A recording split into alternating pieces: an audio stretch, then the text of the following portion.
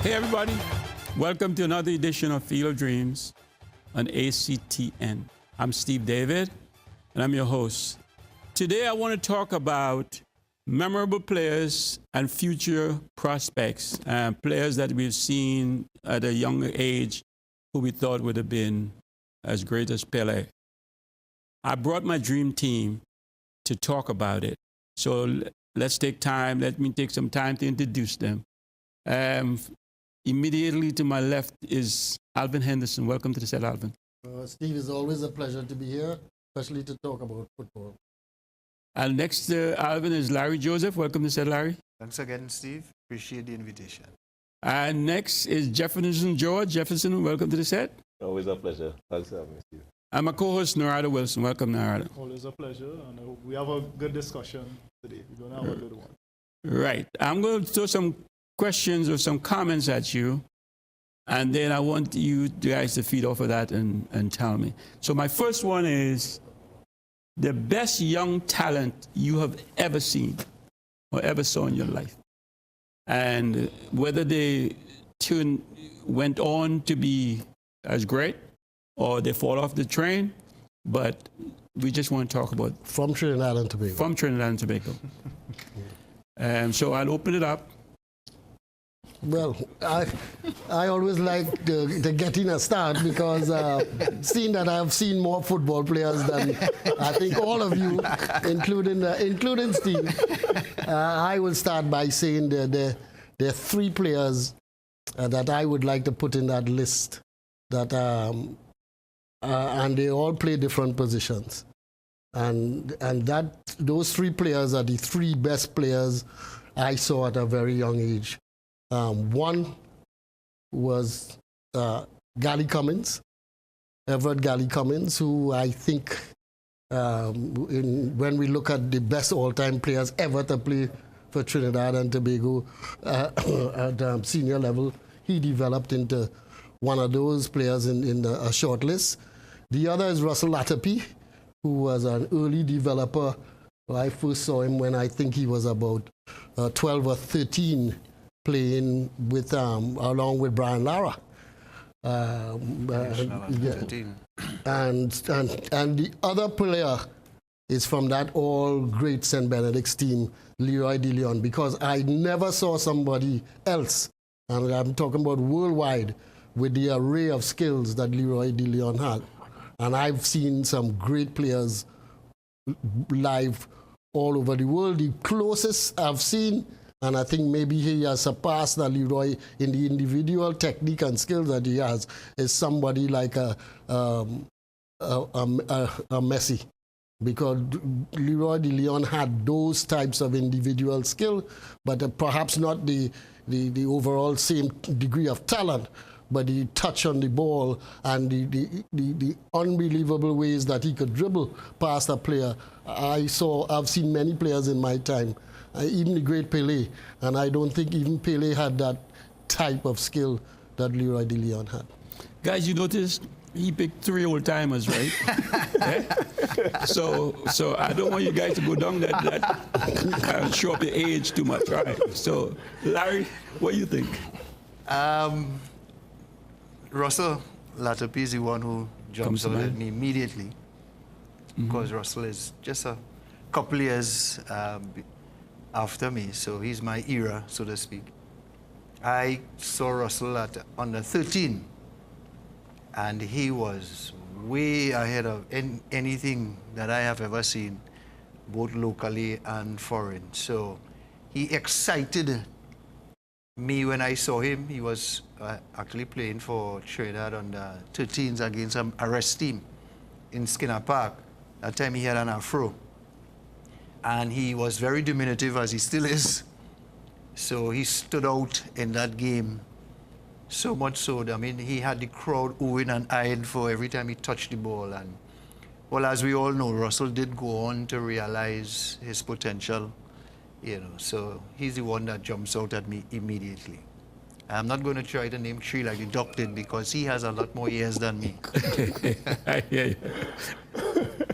Well, Jeff. All right, well, again, like Doc, I can't make three.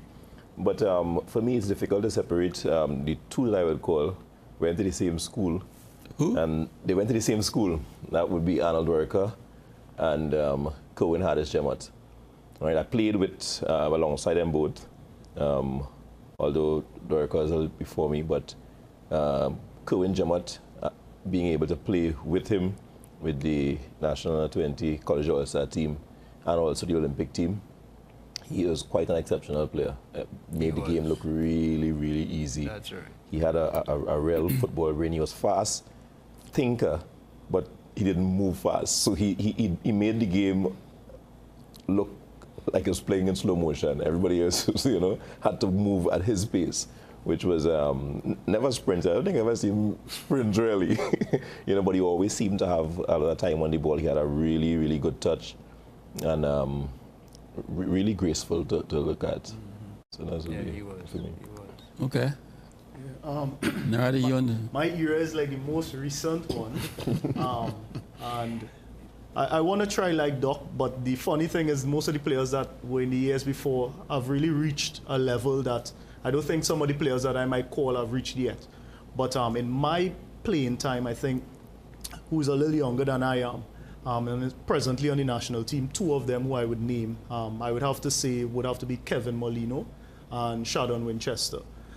Simply because at the time when, Shadon Winchester, when I joined the team that he was playing on, he was literally the youngest guy on the team.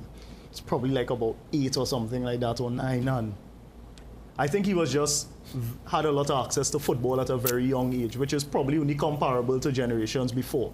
So it was somebody that I thought, hey, this guy could probably reach pretty far because he was like a little daredevil on the field at a very young age, very skillful, and playing with guys who were 5, 6 years older than he was, and able to at least match up in some capacity.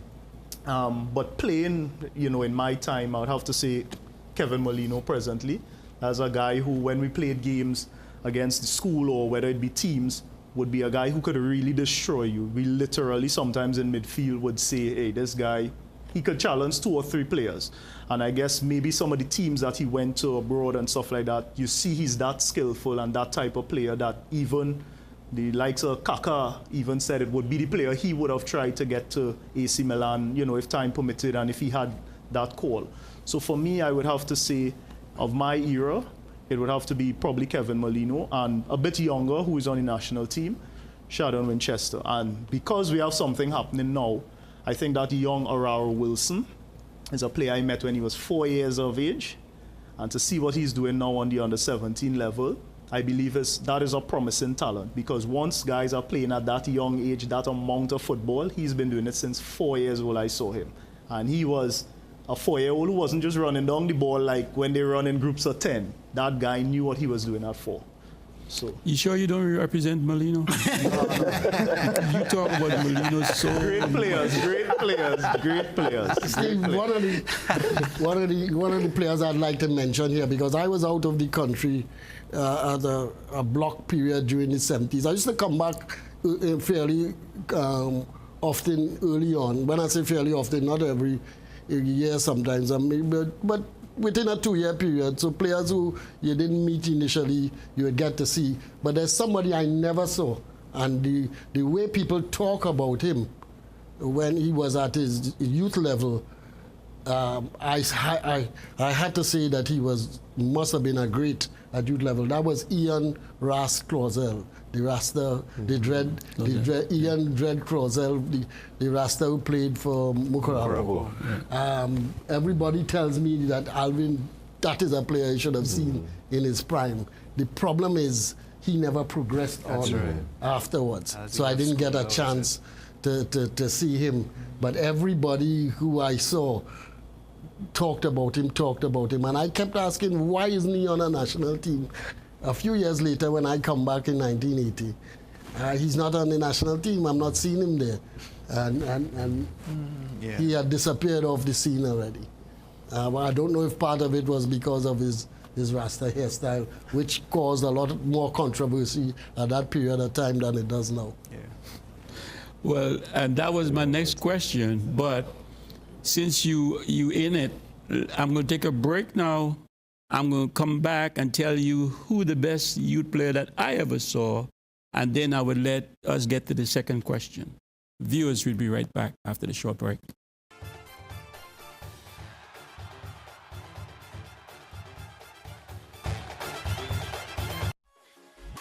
Looking for a safe place for the whole family? Well, now you found it. We are ACTN The Voice, your family-friendly station. Whether it's current affairs, kids and classic TV, sport and community features, Christian and music programming, plus so much more, ACTN is the station for you. Join us each day for programming that puts morals, values, and family first. We are ACTN The Voice, your family-friendly station.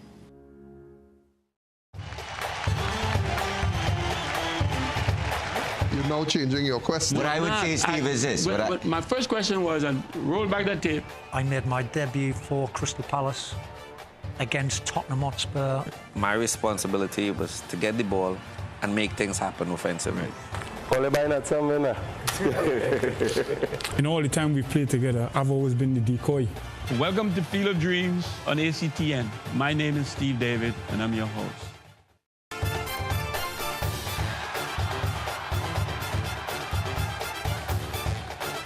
Okay, viewers, welcome back.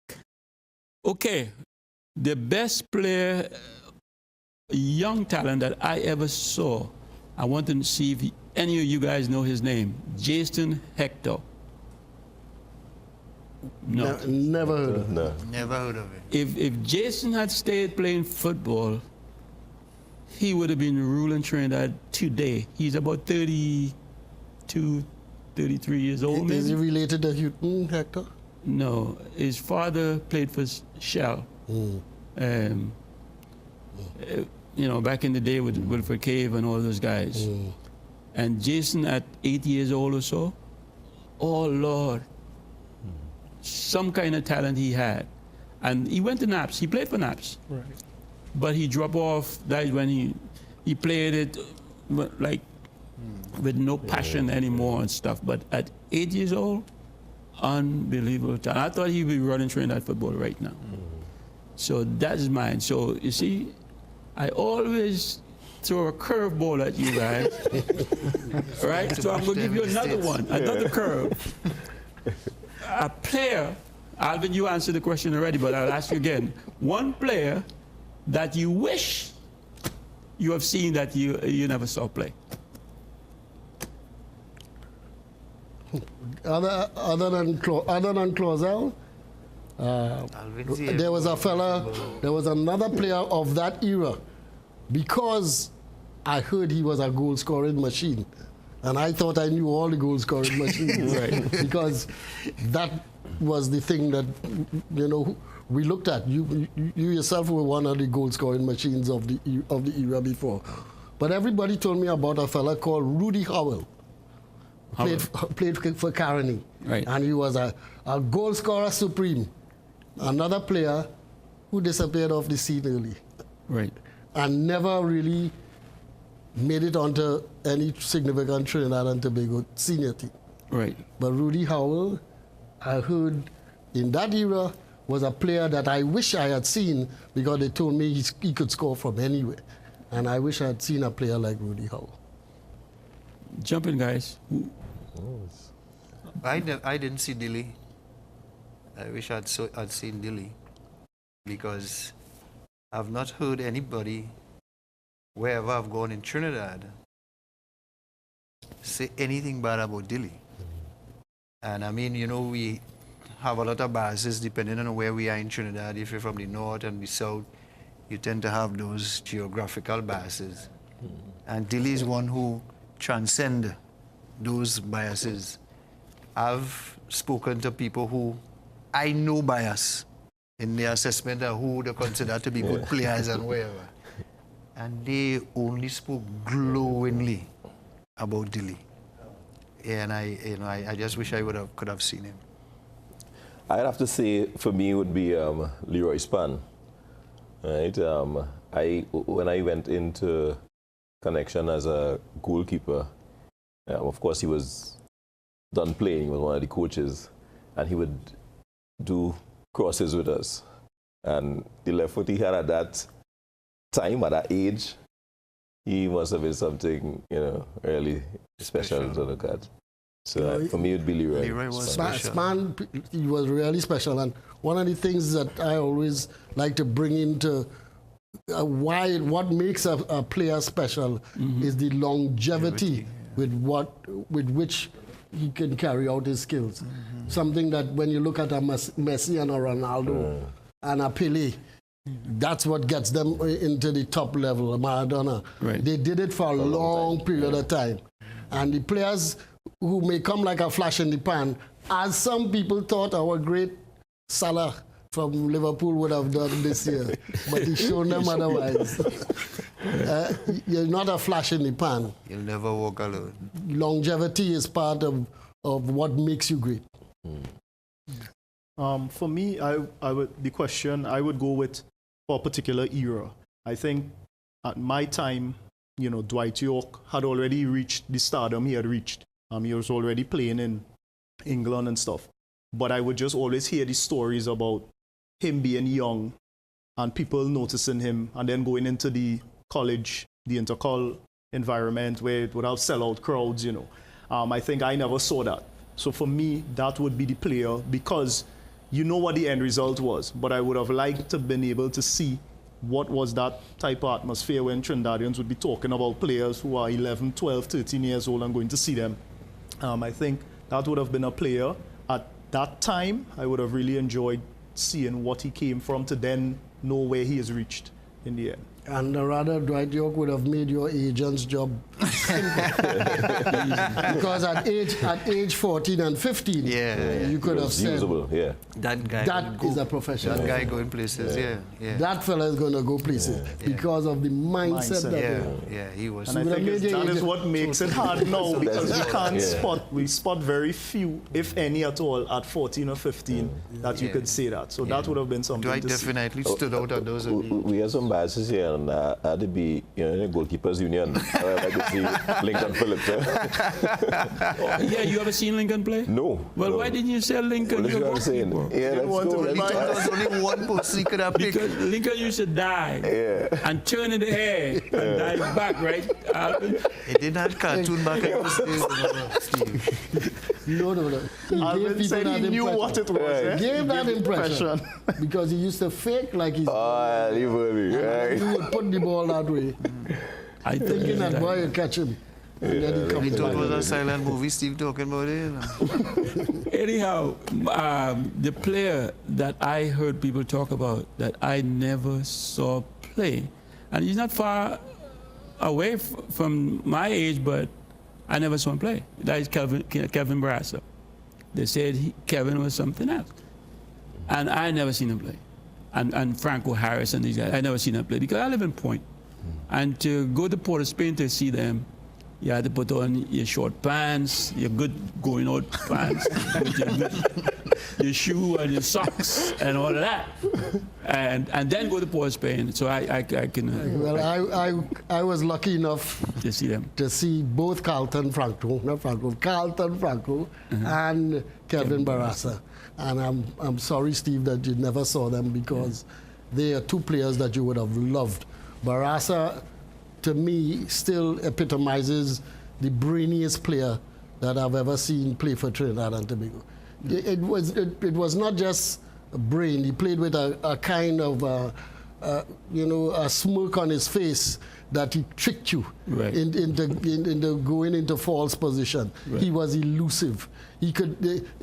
People talk about playing in between the lines and whatnot. Today, he was a master of making space for himself and playing between the lines and then collecting the ball and then feeding it to other people. And he was a goal scorer who went blindside of you on multiple occasions. And Carlton Franco was nothing but a general in the middle of the pitch. Similar to this kind of stature later on that, when you saw David Nackett play, you couldn't help but look at David Nackett and say, he's the general of that team. Carlton Franco and later Sedley Joseph were generals, but Carlton Franco was an active general who really played midfield, distributed the ball, and then got into goal-scoring positions as well. And he was impressive in every game that I saw him play. And a lot of those games were in front of the Savannah, in the old time days, in front of the Queen's Park Savannah, where the stage is now. That's where the field was. And if I could, I restricted myself to just one person that I hadn't seen. I'll just like to extend it to a couple more. Steve, you, I would have loved to have seen, you know. You didn't miss anything. No, because again, I've heard so many stories, and I'm the kind of guy, I love to engage people from in times past and try to pick the brains as to who they liked and whatever. And I was talking to somebody who has obvious biases in terms of North-South.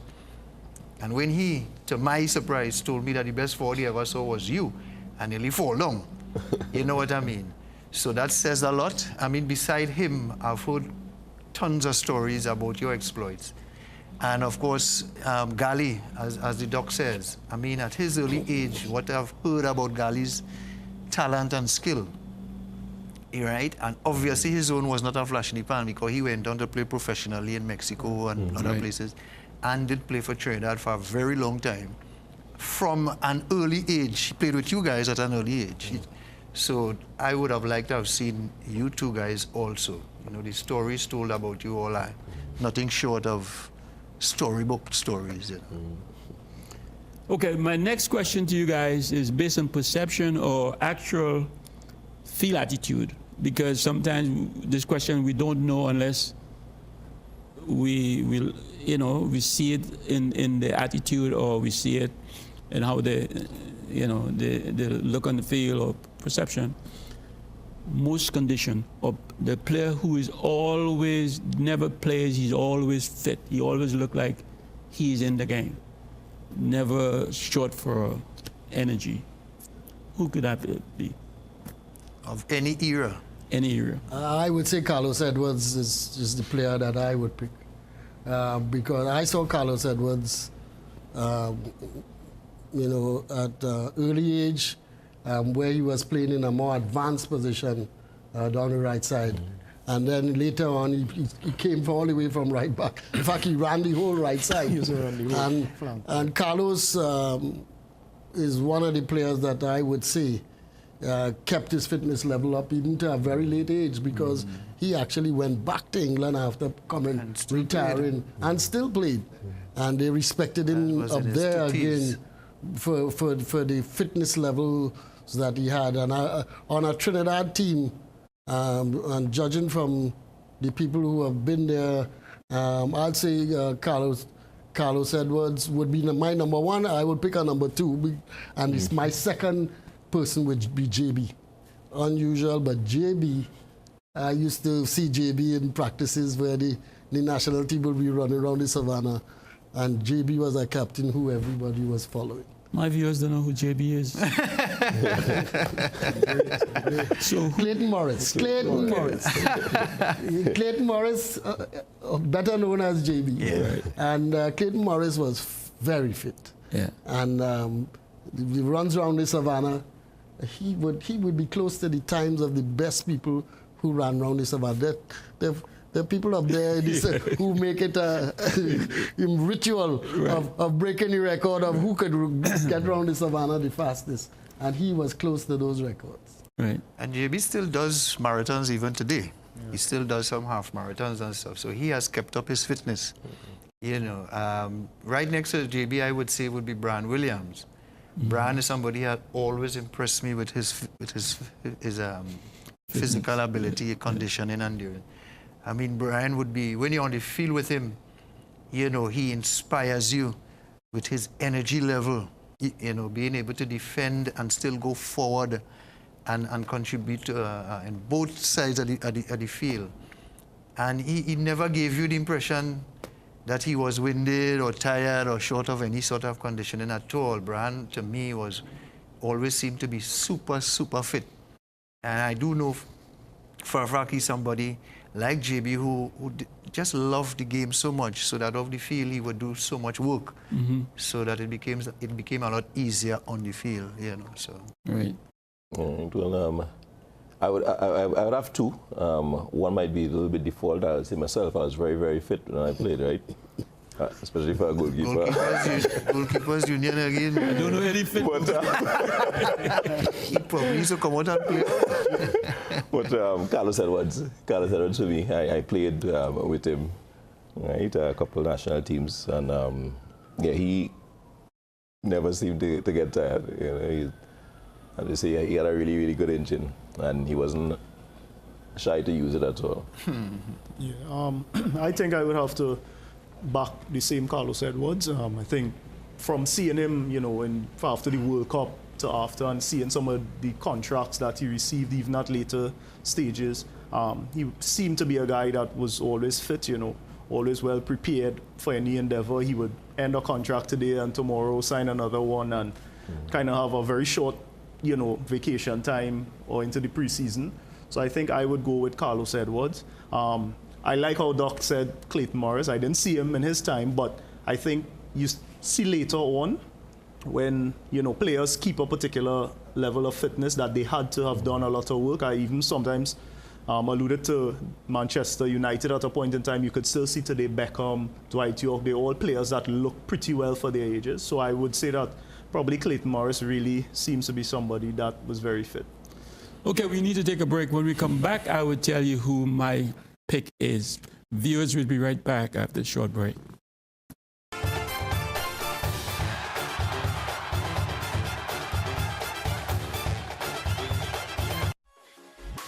Looking for a safe place for the whole family? Well, now you found it. We are ACTN The Voice, your family-friendly station. Whether it's current affairs, kids and classic TV, sport and community features, Christian and music programming, plus so much more, ACTN is the station for you. Join us each day for programming that puts morals, values, and family first. We are ACTN The Voice, your family-friendly station.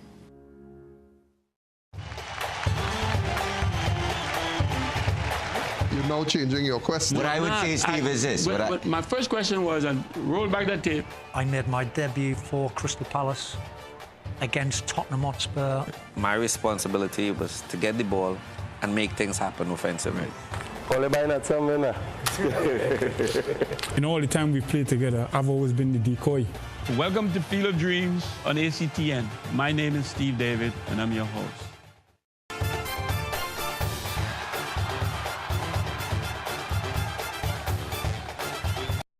Okay, welcome back, viewers. Guys, the player that in perception, I don't know for sure, but just looking at him play, my pick is Dwight York. To me, he never short of energy, and I watched him in the World Cup within our national team, who had the most tackles in that World Cup in all the teams, and never once looked tired to me. And still, if you see Dwight now, he still looks like he's fit, just like he's in JB. Yeah. So, I don't know. He looks like, to me, like he put all the work and the effort in to be what he is. Yeah, that's a good pick. Yeah. As a 15-year-old with the Trinidad national team, he was already doing professional standard at the beep test. At the beep test. And a lot of it had to do perhaps with the lifestyle coming from Tobago. Correct. You know, playing on the sand and whatnot in Tobago. And the diet that he was on at that time compared to some of the other youngsters. But Dwight was doing professional level, which is a standard, various standards of an amateur and semi-professional and professional. And he was doing at age 15 and 16 the standard of a professional on the beep test. Yeah, I think the fact that he was closely associated with Bert Sill too kind of lent itself to that also. Yeah, so. Okay, my next question for you guys would be a player who had the potential but missed the boat, or he dropped out too early. Good. Or he did whatever and he dropped out off, too early. Who is that player? My player is Adrian Fonrose, better known as Longhead and Saddlehead, for those of us who knew him well. Trinidad national under 18 senior team for just a few, and then just dropped off the scene. He migrated. But to me, Adrian was the person that I thought, if he had stayed local, would have been a scoring supremo for the national team, because all through his career indicated that he would score goals at any age, at any level, right? And I was disappointed when circumstances that he didn't continue at a senior level, you know. But even now, I still have conversation with those of us who played with him, and that's one guy I thought, you know, definitely didn't maximize the potential, and everybody saw that he did as a goal scorer. You know, at every level that he played on, he was able to compete successfully. So I think if he had continued on that trend, we would have been talking about him differently today. I agree with you too. I saw him for minor league at 16 years old and up, and you're right. Yeah. Very much. Yeah. Who else? I will have to go back to one of the best players who I saw, which is Hardis, Kevin Hardis Jemmott. I agree. Although he played for the national team, represented at a high level, he had a couple of stints in the US and so on. But for the talent he had, I don't believe he maximized his potential. Because especially for the first stint in the US, there were scouts from other big European teams who were very interested, and he never really seemed to get there. Right. Just to add to Cohen Jemmott, I remember the first time I saw him, he was actually playing for Queen's Park. Played against Petrotrin and Palo Seco Velodrome. And he ran rings around all the established players. We had Brian, we had JB, we had Dexter Francis, we had myself, we had Philbert Jones, and that little guy ran rings around us on that day. So much so, I think it was a high-scoring game that we eventually won 5-4 or 4-3. And immediately when the game finished, I ran over to him and said, "What is your name, fella?" He said, "My name is Cohen Jemmott." And I mean, at that age, I don't know how young he was, but he was unbelievable. Unbelievable. I agree with Jeff. I mean, he is one that definitely didn't fulfill the potential that he had. Before, rather let me go, because I want to name again a list of 3. Go right ahead, go right ahead. And 2 of them come from the school that Steve David went to. And I taught both of them in college. I said, these fellas are future national players for 10 years. Ivan Sampson and Wesley Webb. I said, for 10 years, these fellas will be ruling the roost, because in school, they made the football look so easy. They were destroying everybody else. And I said to myself, oh, Trinidad, with attacking midfield play and forward play, goal scorer, that we easy for the next 10 years. Ivan went away on scholarship. Wesley went to W Connection, but faded very rapidly, in my opinion. And the last player I would like to name was he's still playing to some degree, but Goran Hiley, Mickey Rat's son, you know, who's playing in all these minor leagues. So when I first saw him as a youngster, I said, easily national team prospect. I think he was better than his father, and his father was a good player. But he, even though he played club football and whatnot after, he plateaued out and never went to the standard that I thought he would. I thought these players I'm talking about, when I saw them in youth level, I thought they were easily professionals. Right. They were people who could make a professional team in the future, and they didn't pan out. It didn't pan out to be so for all 3 of them. For me, just to touch on, you know, Goran Hiley, Ratty was an era when I was going to high school, college. that was a name you was hearing right through. So he should have been somebody easily you would have thought would have gotten a contract. This is a young rat, not the old yeah, rat. not the the young one. Sorry. So he should have been easily at a international club based on the hype that was behind him. He had the whole of Arima and the East on this boy's back, and had his gem. But I wasn't fortunate to see him, but I saw him in minor league, little scrimmage and stuff, and some of the damage that fella does now, you know, you sit down and you say, you know, really, if I could have seen him in his prime, what everybody used to talk about, it really would have been riots. But for me, my personal experience would have been Leroy Span's son, Silas Span, who, you know, when I was going to school, I think he went to St. Benedict's. He was a player that did damage in secondary school league. Went on to W Connection, played with me at the youth level there. And then, you know, went up the ranks. And then eventually, I just stopped hearing from him. I think he's abroad. But it was a player that, you know, really had, the family is a footballing family. He really had the prospects behind him. I don't know if it was a personal choice or just due to any situation. But I think he should have been a player on our national team presently, playing in some league abroad. And he had a decent career football-wise. You know, like I think some years ago for a church league, we called him for something and the fella came and the skill is there. You know, he had the shot, he had the skill to dribble, he could still do all the damage. But as I said, I don't know if it was any personal circumstance or choice, but Silas Span would be that player for me. When talking about a flash in the pan, is this player I'm going to call Otis Whitley. I thought when I saw him on that 2006 World Cup squad, I saw him play. I was so impressed with that fella. I even saw him in Sawan. I stopped my car, I went out and met him. And I said, you have to continue playing football, but you have talent unbelievable. He said, well, this is not my thing. And I said, the game need you. You need to come back.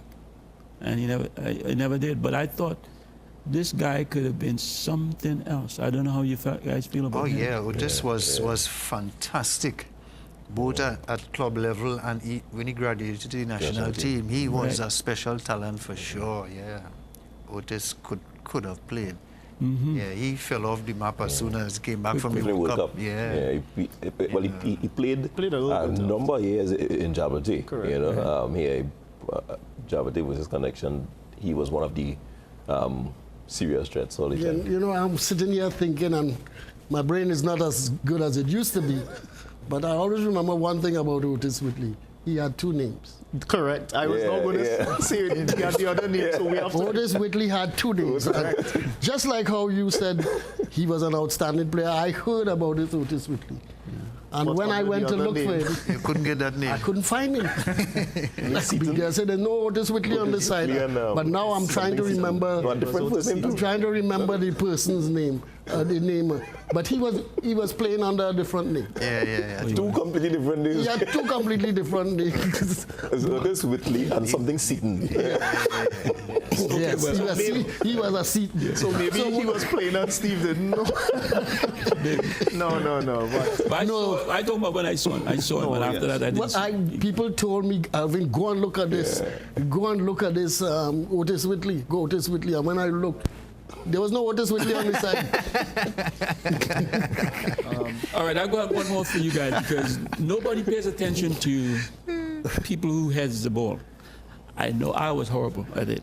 I had to look to Ken Moran to say, hey, help me. Alvin was good at it. So when we come back, I want you guys to tell me who was the best head of the ball that you've seen or ever saw. Viewers, we'll be right back after the short break.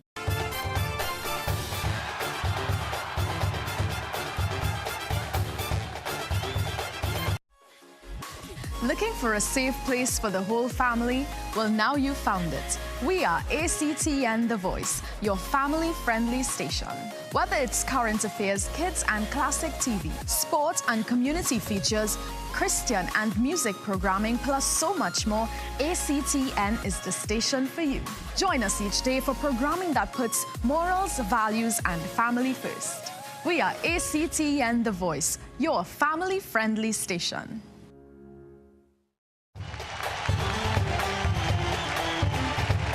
You're now changing your question. What I would say, Steve, is this. But my first question was, and roll back that tape.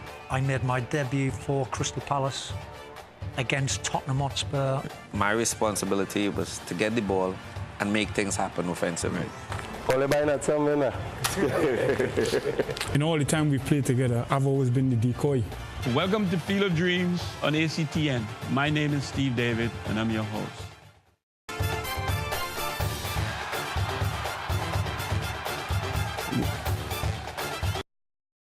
Okay, welcome back, viewers. I even forgot what we was coming back with. The header. But we're coming back with the best header of the ball you've seen in this country. Don't go outside and tell me about other people outside. Trinidadians. Adrian Funrose is the best header of the ball I have seen in my life. Right. And we used to always give him fatigue is because the shape of his head. We used to call him Saddle Head. That's the name that people in Point and Egypt knew him as. And Saddle would score goals with his head, in so much so that for the national senior team, there actually was a play for Saddle to use his head with throw-ins. So much so was his prowess as a very good header of the ball.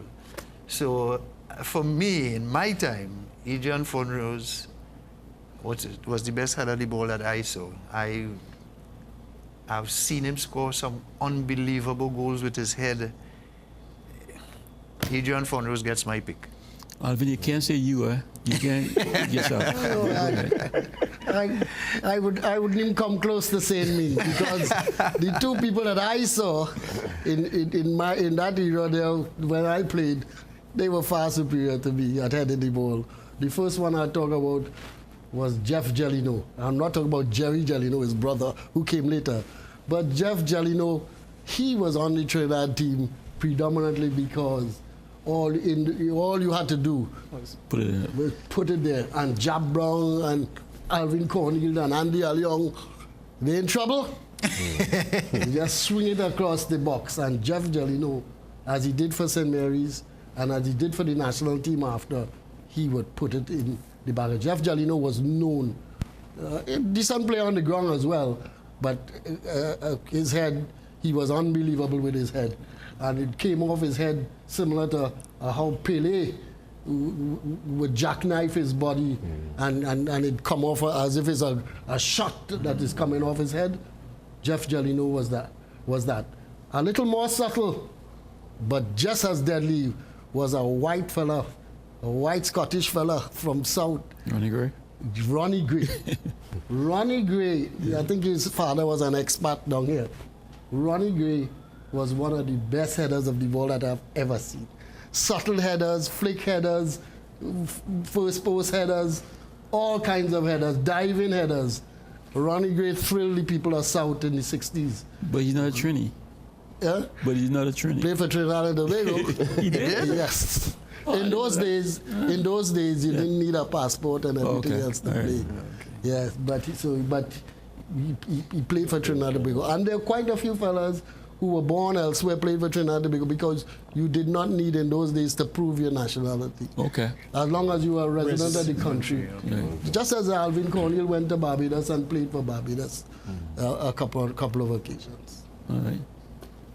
Who you saw, Jeff? I heard about Dr. Henderson. I did hear about his abilities with the head and so on. Sadly, during my era, we didn't have great headers of the ball, I have to say. You had good goalkeepers, though. No, we had great goalkeepers, yeah.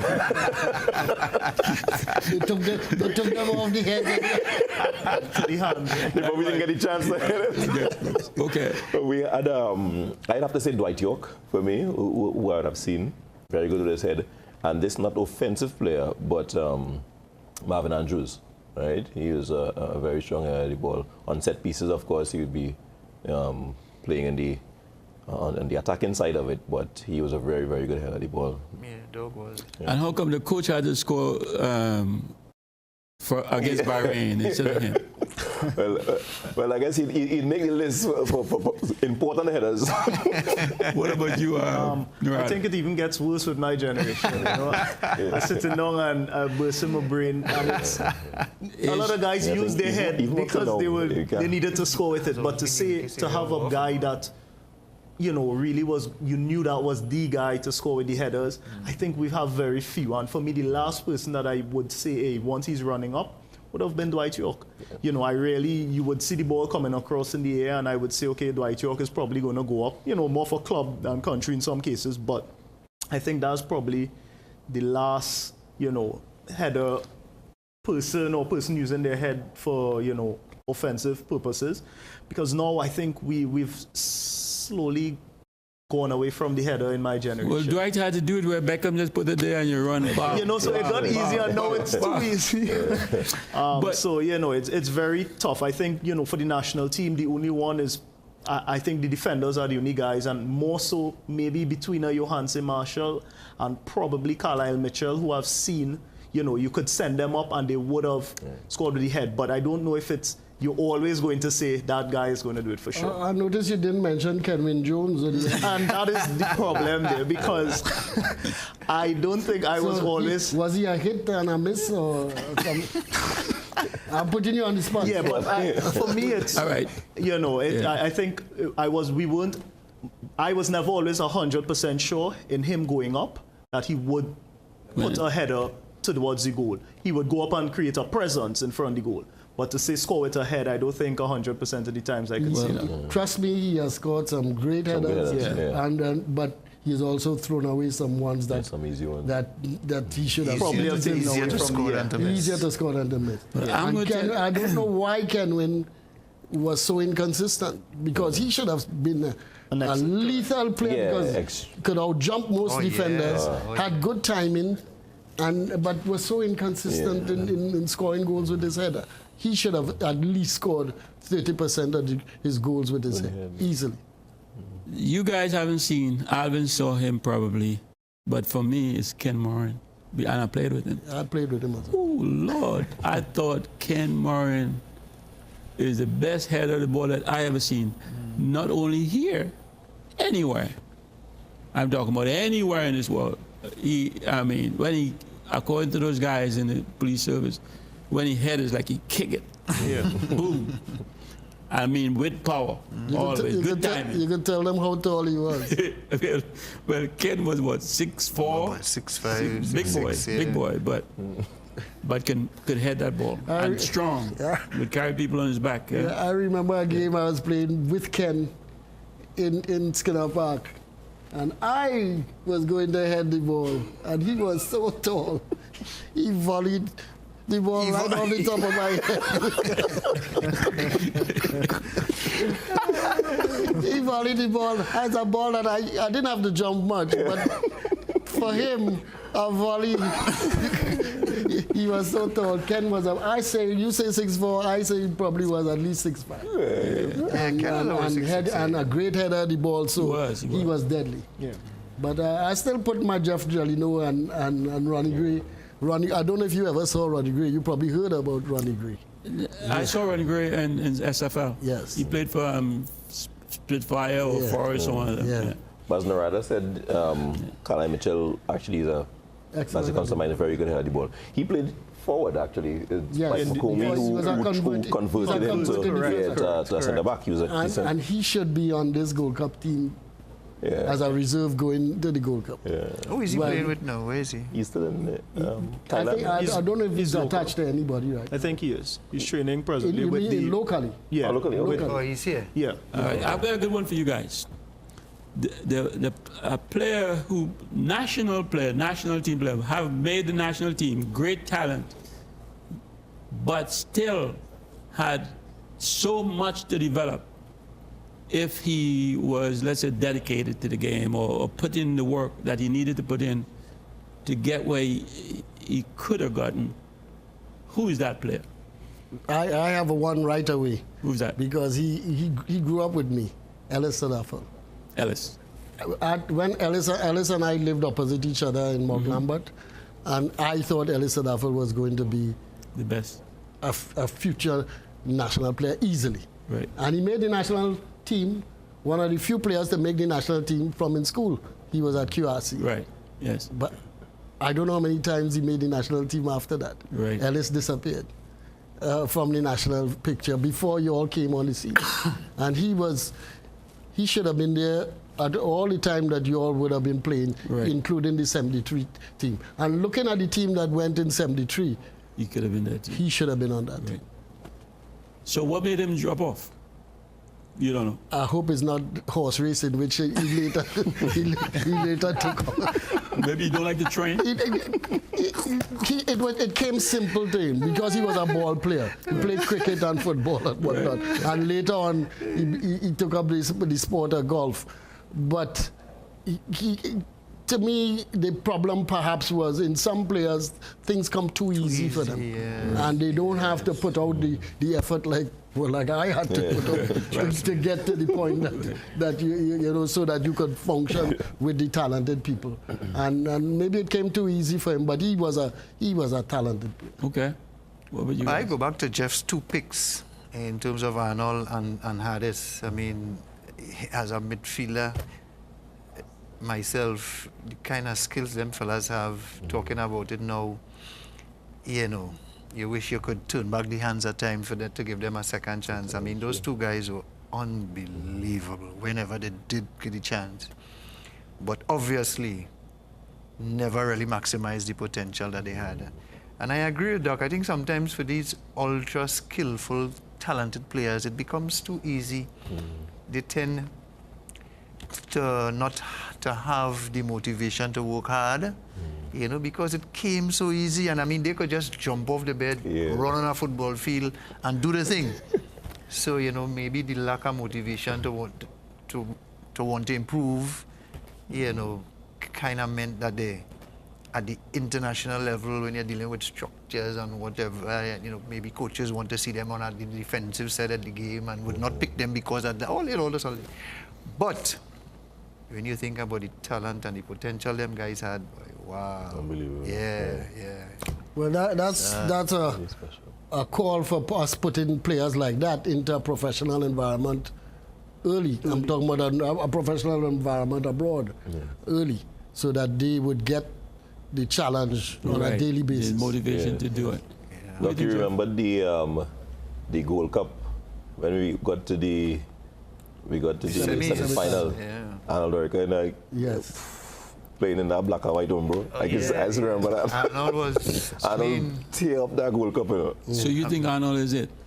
No, well, we call Arnold already. Okay. This one for me, I would use to call another player who he was a bit of a flash in the pan, but he had abilities. He went to college, and from there he didn't re-enter the national team. That's Brent Rahim.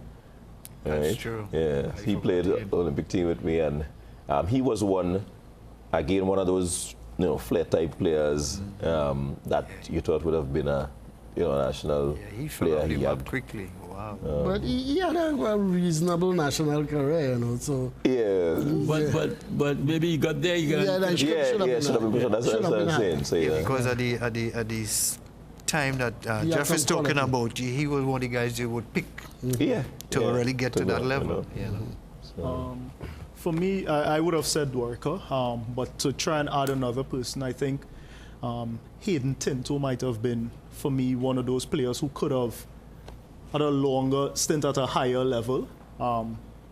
Very flashy player, came out of secondary school being a prospect, making a couple of the teams, both professionally and on the national setup, but didn't have the longevity that I think he could have had. But, I'm not 100% sure of his reasons per se, but it was always that player that you would have said if he just did a little more, was a little more consistent, could have probably signed with many teams abroad and probably had a longer career at the national level. So I will go with Hayden Tinto.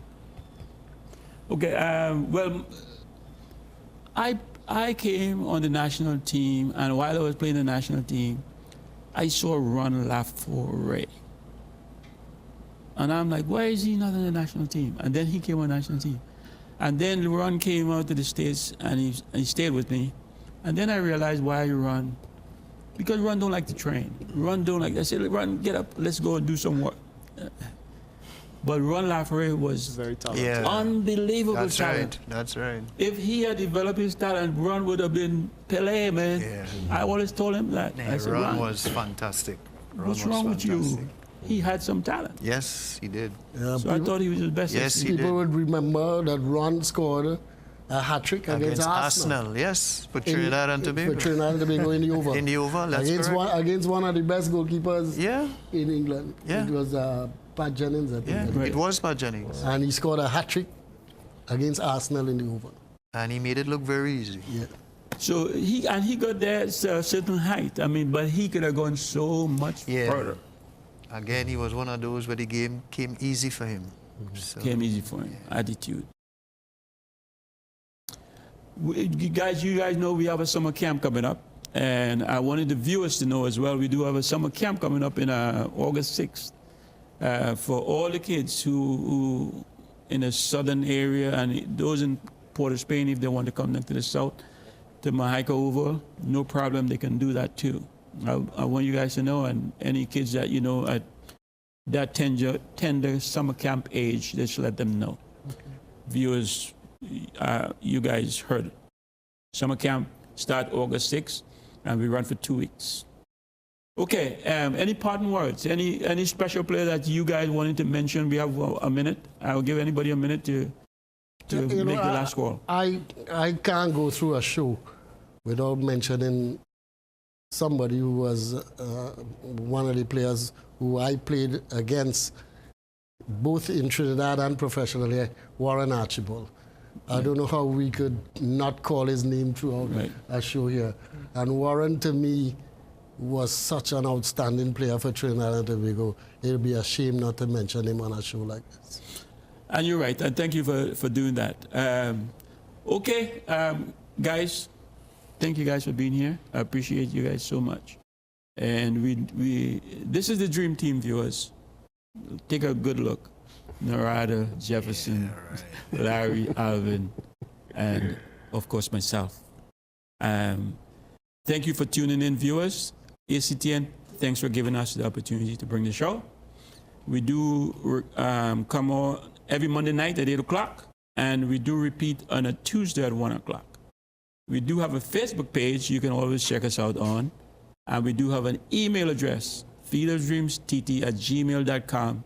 You can drop us a line. The show is ended. Go in peace. My name is Steve David. Good night.